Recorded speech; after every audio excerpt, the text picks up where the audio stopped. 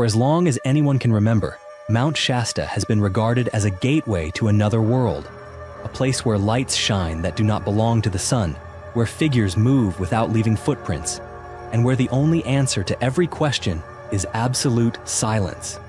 From strange rituals carried out deep within the forest, to the eyes of people whose names have never appeared on any census records, from a city said to be constructed from light, to beings believed capable of reading minds, this video will uncover every mystery that surrounds Mount Shasta.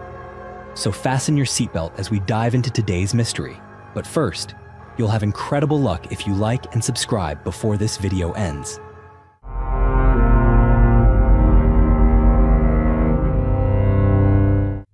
There are mountains that exist merely as geographic symbols, but then there are those that carry with them the weight of an entire mythology.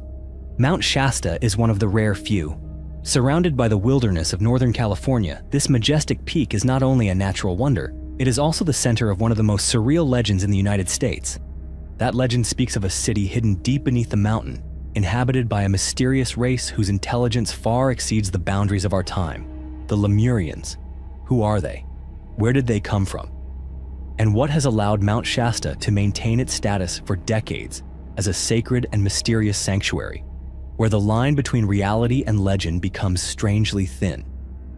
With an elevation of over 14,000 feet, roughly 4,300 meters, the mountain rises vertically from the lush green valley below, unaccompanied by any surrounding ranges, making it appear as a mythical pillar erupting from the earth itself. And it is precisely that solitude, combined with its overwhelming height, that contributes to the almost otherworldly feeling one experiences when standing before Shasta, as if it does not quite belong to this world. It is said that on clear days, Mount Shasta can be seen from as far as 140 miles away. For hundreds of years, the image of this silent peak rising into the sky has become a symbol of inspiration, not only for painters, poets, and explorers, but also for those drawn to the unknown. It is no wonder that the native peoples living around Shasta, from the Wintu and the Modoc to the Shasta tribe itself, have always regarded this mountain as sacred. They do not merely respect it, they believe that Shasta is the dwelling place of ancient spirits, of ancestors, and of beings that transcend the human realm. Legends passed down through generations have transformed Mount Shasta into one of the greatest centers of spiritual energy in the United States. However, among the countless stories that surround the mountain, there is one legend that has stepped beyond the bounds of indigenous culture and seeped into the collective consciousness. It is the tale of a city hidden beneath the mountain and of an ancient race who possesses a kind of knowledge the modern world has yet to understand. And from there, the legend of the Lemurians and the city of Telos begins. For centuries, mystics, spiritual seekers, and those drawn to the unexplained have passed along stories of a once glorious civilization, one said to have been buried by time and ocean alike, the civilization of Lemuria. Unlike Atlantis, which is widely known through ancient Greek texts, Lemuria appeared later in recorded lore, but it is no less mysterious. And according to one of the strangest legends connected to Mount Shasta, when Lemuria was destroyed by a cataclysmic geological event, a small group of survivors embarked on what was described as a divine exodus. They chose a solitary mountain in Northern California as their new sanctuary. There, beneath Mount Shasta, they built a hidden city known as Telos. This city, as passed down through generations of stories, was not just a place to live. It became a symbol of knowledge far ahead of its time. The Lemurians were described as beings of extraordinary height, often reaching 7 feet tall, with luminous white skin, thick, radiant hair, and a graceful presence that made them seem as if they had come from another world altogether. Their long, elegant necks were often adorned with gemstone-studded collars, giving them an aura that felt both divine and otherworldly. Their clothing consisted of long white robes that flowed to the floor. But what made the Lemurians one of the most captivating mythical races within esoteric circles was not just their appearance, it was the technology they were believed to have possessed. The stories surrounding them make no hesitation in claiming that the Lemurians had mastered energy forms still unnamed by modern science, ranging from reverse gravity to electromagnetism. and even the manipulation of time and space itself. They were said to travel using cigar-shaped aerial ships that could rise straight from the Earth and vanish into the sky in the blink of an eye. Inside Telos, according to those who claim to have been guided there during states of deep meditation or through spiritual channels, lies a network of tunnels aglow with the light of crystalline energy, where every chamber and grand hall is adorned with precious metals and intricately carved stone, creating a city that is not merely a dwelling, but a living symbol of the harmony between intellect, technology, and spirit. Perhaps the most intriguing aspect lies in the Lemurians' reported spiritual capabilities. It is believed they possessed a special organ located in the center of the forehead, what many would call a third eye, that allowed them to read thoughts, move objects with intention, and even dissolve themselves into invisibility when they wished not to be seen.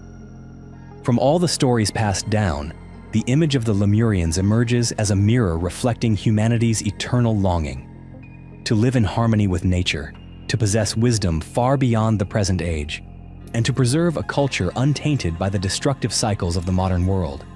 And if this legend is true, then Telos may not be a place that was ever forgotten. It may simply be waiting, quietly, for someone destined to find it.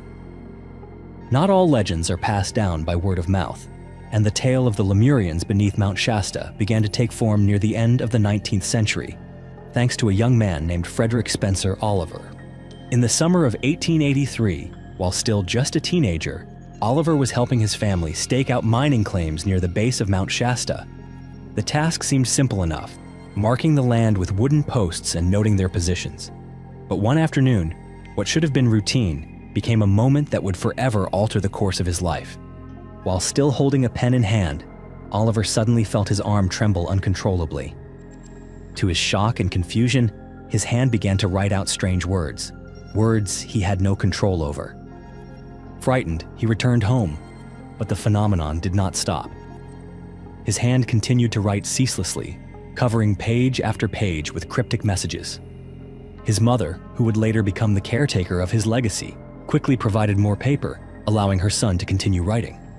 And slowly, a mysterious manuscript began to take shape. By 1895, when the manuscript was finally complete, Oliver gave it a title, A Dweller on Two Planets. And according to Oliver himself, this book was not something he had written. Rather, it had been transmitted to him by a Lemurian being who lived beneath Mount Shasta.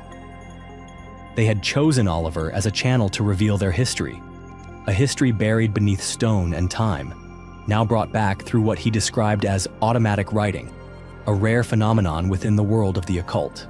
The book describes, in chilling detail, the city of Telos. Oliver wrote of corridors illuminated by artificial crystal light, of doors that seamlessly retracted into stone walls, of rooms plated in gold and silver, and carpets so soft that walking on them felt like stepping on light itself. This city was not the damp, dark place most would imagine when thinking of an underground world. Instead, it was an architectural paradise bathed in metallic brilliance, powered by energies that modern science could only begin to grasp through the lens of quantum theory. He even described cigar-shaped flying ships that glided with the grace of living beings, along with advanced transportation systems eerily similar to the magnetic levitation trains of a future era. Considering these descriptions were penned in the late 19th century, they were staggeringly bold, so much so that even contemporary scientists reacted with astonishment. For Oliver, there was no doubt. He believed he had been spiritually guided deep into the city, where he witnessed firsthand everything he described. He believed himself to be the chosen messenger, tasked with bringing knowledge from the hidden world below to the modern human race.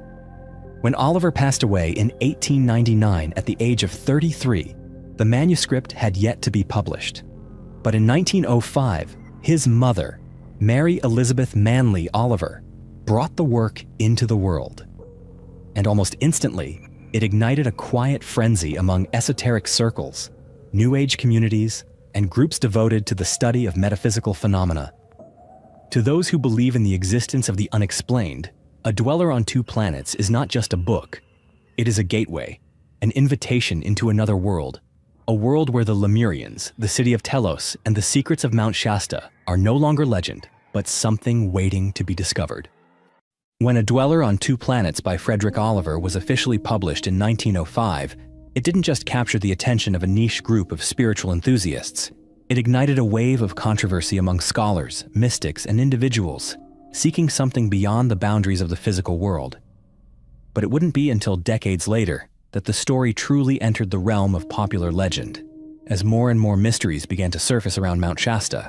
In 1931, a highly influential figure within the mystical community, Harvey Spencer Lewis, the founder of the Rosicrucian Order in America, published a work under the pseudonym Wisher S. Serve. This book not only echoed Oliver's tale of the Lemurians, but expanded it into a complete esoteric system connecting Telos to ancient civilizations such as Atlantis, Egypt, and even the hidden mysteries of the Himalayas. To Lewis and his followers, Mount Shasta was a gateway between dimensions, a convergence point of ancient energy lines, and a sanctuary for a race that held knowledge modern humanity had long forgotten. Between the 1950s and 1980s, an influx of metaphysical sects, meditation groups, and communities living on the fringe of modern society began flocking to Mount Shasta, as if drawn by an invisible force. The story of the Lemurians was continually renewed, passed along in whispered meditations, spiritual gatherings, and pilgrimages into the forest, where it was believed that if one was sincere enough, a doorway might reveal itself. Many claim to have encountered tall beings with quiet, knowing eyes, robed in white, moving through the trees with such grace it seemed time itself could not touch them.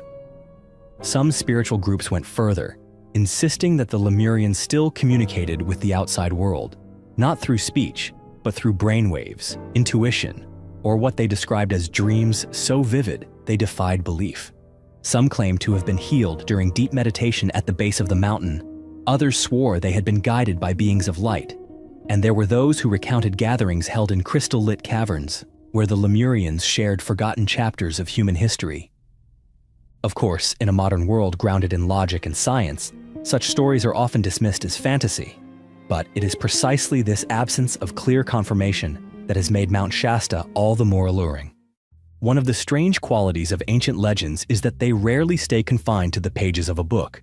They tend to find ways of resurfacing, not through scientific validation, but through the recurring presence of things that defy explanation. And at Mount Shasta, stories of this kind happen with surprising frequency. One of the earliest and most notable accounts was published on May 22, 1932, in the Los Angeles Times.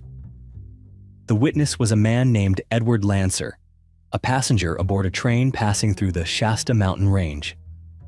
According to his report, on a quiet afternoon, as the train drew near the base of the mountain, a strange light suddenly erupted from the southern slope, so brilliant that Lancer and several others had to squint against its glare. When he asked a train attendant about the strange glow, the reply left him even more unsettled. "You saw it yourself. The Lemurians are performing their ritual."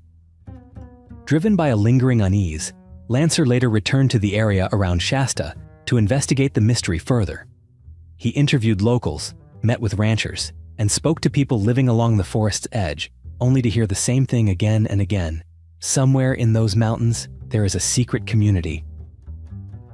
According to these locals, the Lemurians were said to occasionally appear, briefly, in the small towns surrounding the mountain. They would purchase unusual items like salt, sulfur, and pig fat, and pay with gold bars worth far more than the goods themselves.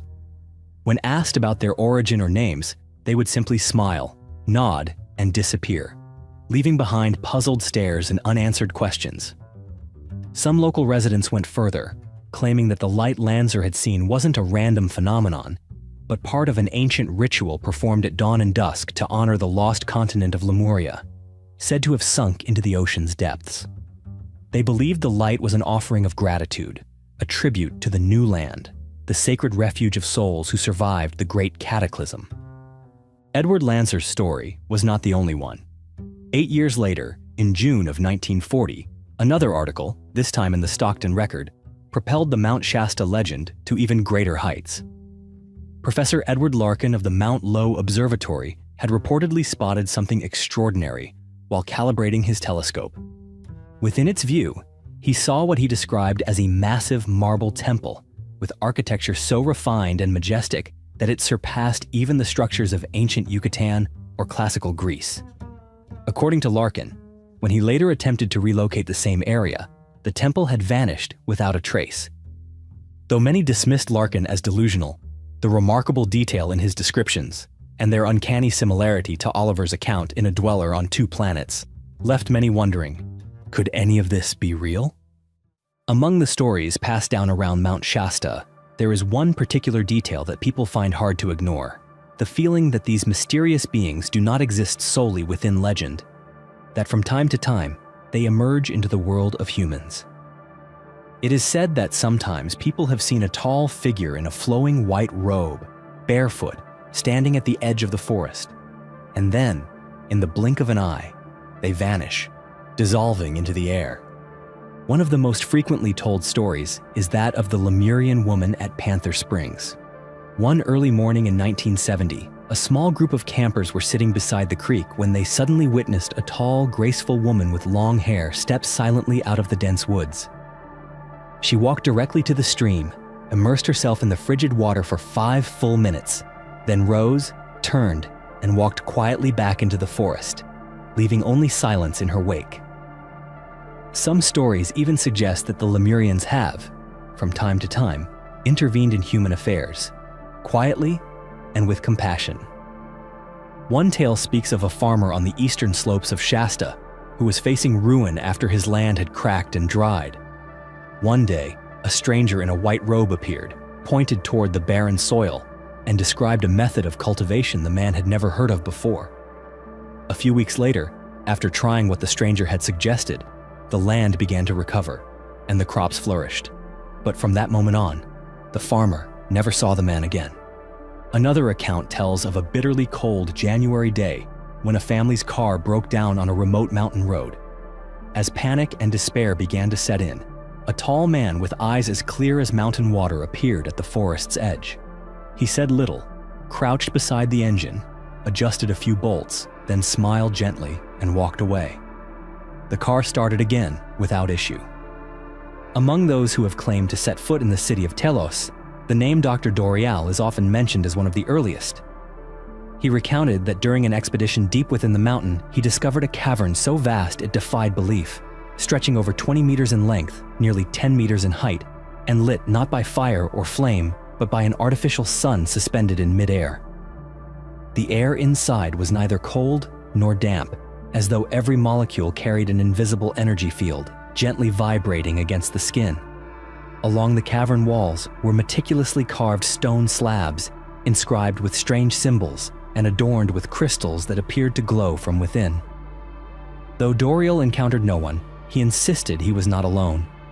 Something, unseen, was watching him, as if he had been granted permission to enter, but not to stay.